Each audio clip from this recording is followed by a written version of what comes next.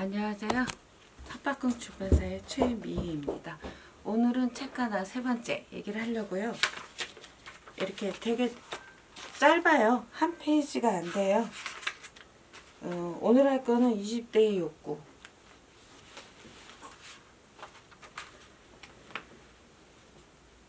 개인의 역사가 이건 저 개인에 대한 얘기예요. 근데 저 자신한테만 속해 있지는 않고요.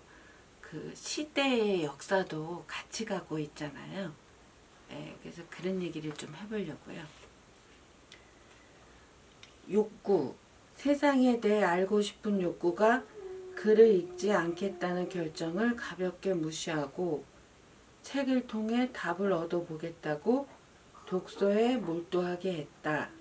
2학년 때 학교 서클에 가면 공부할 수 있다고 해서 갔는데 내가 원하는 만큼 공부를 많이 하지 않았고 당시 학생운동 조직이라고 해봐야 작은 공부 모임 몇 개였지만 그 모임에서는 아이들이 공부를 열심히 한다고 들어서 다시 그 모임에 들어갈 궁리를 했는데 참 긴 얘기를 참 짧게도 썼어요. 대학교가 83년에 제가 들어갔는데 그때는 형사들이 있었어요. 그리고 야외에서는 2인까지인데도 3인 이상 모이면 실내로 들어가라고 막 다 쫓아냈어요. 쫓아서 들여보냈어요. 이런 상황이 84년, 85년 하면서 바뀌어요. 84년에 조금 여기 누그러져가지고 학생운동한다? 그럼 이제 모임들이 조금 있어요. 근데 그걸 비합법이라고 규정했어요. 그러니까 무슨 범죄 조직 같은 거다라는 그런 의미였어요. 근데 조금 완화돼가지고 그중 일부가 서클을 만들었어요. 그런데 이제 완전히 합법적이냐? 그렇진 않아요. 그래서 반만 합법이다. 그래서 반합법 조직으로 이렇게 생겨나게 돼요.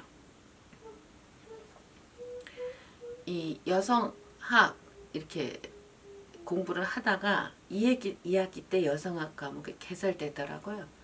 그래서 들었죠. 이제 선생님이 이야기를 하는데 내가 무언가 말을 수업 시간에 했겠죠. 그리고 그 내용은 반론이었겠죠.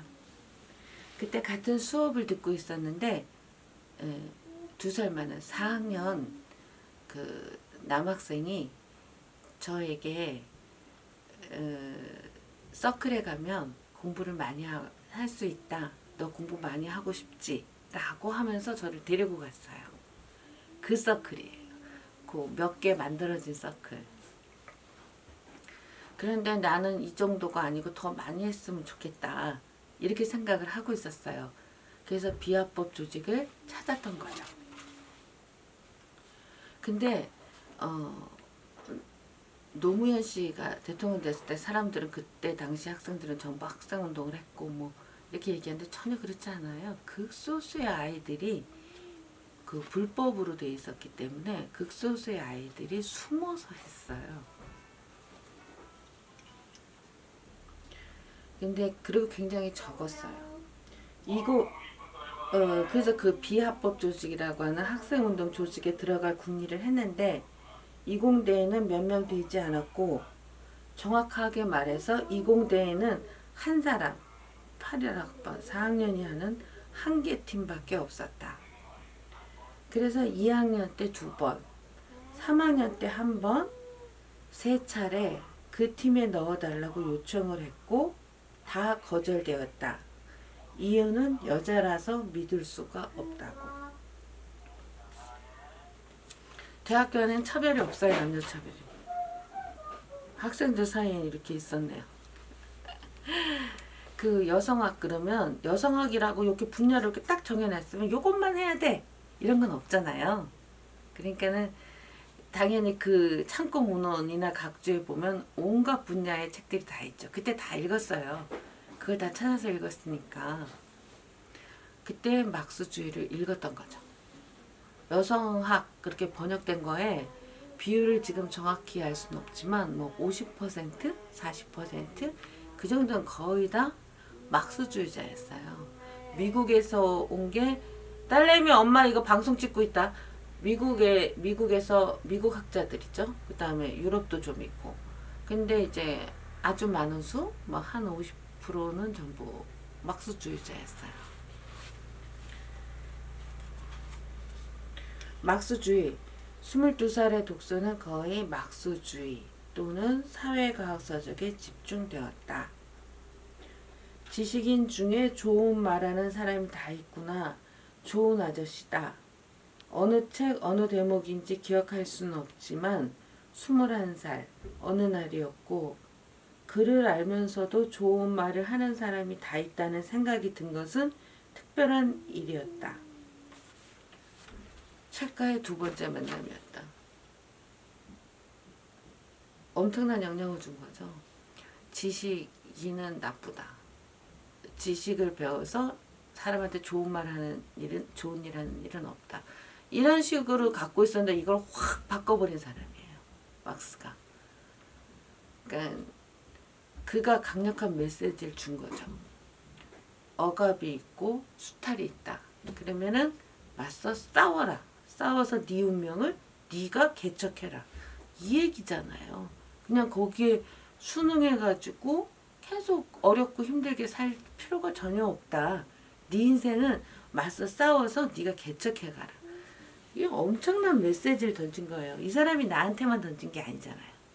19세기 말에서 20세기 전 세계에 그 영향력을 떨쳤고 세계는 막 뒤집어졌잖아요. 세상이. 이거 엄청난 사람이에요. 내가 이렇게 쭉 공부를 해보다 보니까 그 몇 년 안 돼서 오류들 또는 내가 동의하지 않는 거 이런 것들을 발견했어요. 뭐 생산력 개념이라든가 적대적인 계급의 투쟁 이걸로는 세상 안 바뀌어요. 그건 결판이 안 나요. 그러니까 또 결국은 관념론으로 흐르는 뭐 서양 철학의 무슨 문제점 이런 것들 쭉 이렇게 정리를 해나갔어요. 그래도 이 막스는 엄청난 사람이었죠. 저한테도 그렇고 전 세계에 영향을 끼쳤으니까 특별한 사람이에요. 공부는 어차피 다 독학이고 나는 운동권이라고 부르는 아이들과 사귀고 정보를 얻고 자료를 얻었고 같이 활동했다. 학생의 활동을 대학 3학년 1985년부터 합법적으로 할 수 있었기 때문에 가능했다. 그래요. 85년이 되면서 그때까지 그 전에는 학도 호국단이 있었어요. 준군사 조직. 이거를 이제 학도 호국단으로 들어간 다음에 확 뒤집어 엎인 거죠. 그래서 총학생회라고 하는 자치 조직을 만들었어요. 그렇게 해서 총학생회가 만들어지자 3학년 때 그 과별로 학생 조직, 학생회를 만들기 시작한 거예요. 그리고 단대도 당연히 만들어졌죠. 그러니까 여기서 3학년 때 활동을 한 거예요. 재밌었어요. 그러니까 대학을 다녀도 요 시기에 다녔기 때문에 이게 뒤집혀서 엎어버리는 경험을 한 거예요. 엎을 수 있다. 집회 동원 능력 때문에 결국 3학년이 끝나는 무렵에 비합법 조직에 들어가게 된다. 무진장 읽었고 합숙하며 읽었던 것도 괜찮았다.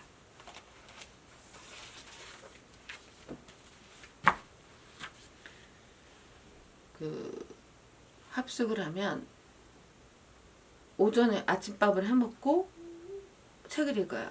점심밥을 해먹고 또 책을 읽어요. 그 다음에 늦은 오후에 토론회를 해요. 그 다음에 저녁 해먹고 술도 마시고 자죠. 이 공부 방식이 뭐냐면 자기 스스로 그러니까 공부의 주체가 되는 거예요. 내 공부니까 내가 주체가 될 수 있는 이런 완벽한 조건이에요. 그러니까는 어떤 책을 무엇을 공부할 것인가도 내가 결정하고 강의 계획 안도 내가 짜고 짤 수 있는 능력이 생기고 짜야만 했고 누가 안 해주니까. 그러니까 스스로 공부의 주체가 되는 거죠. 우리가 여태까지 학교에서 배웠던 거하고 정반대되는 공부 방법이죠. 학교는 들어야죠. 일방적으로 하라 그런 걸 해야죠. 시험을 쳐서 통과해야죠. 지루하게 듣기만 해야죠. 공부의 주체가 아니에요. 수동적으로 누군가가 이거를 네 머릿속에 넣어 이런 거예요. 이게 달라지질 않았어요. 우리 애가 학교를 가는데 내가 몸서리 쳐지기 싫어요. 거기다가 이렇게 내 생각을 네 머릿속에 박아넣겠다라고 하는 주체가 굉장히 많아졌어요. 요즘은. 무서워요. 그래서 이 자기가 공부의 주체가 돼서 공부하는 거. 이건 놀라운 일이고, 그때부터 스스로 공부 계획서를 짜고 공부를 할 줄 알게 되었어요.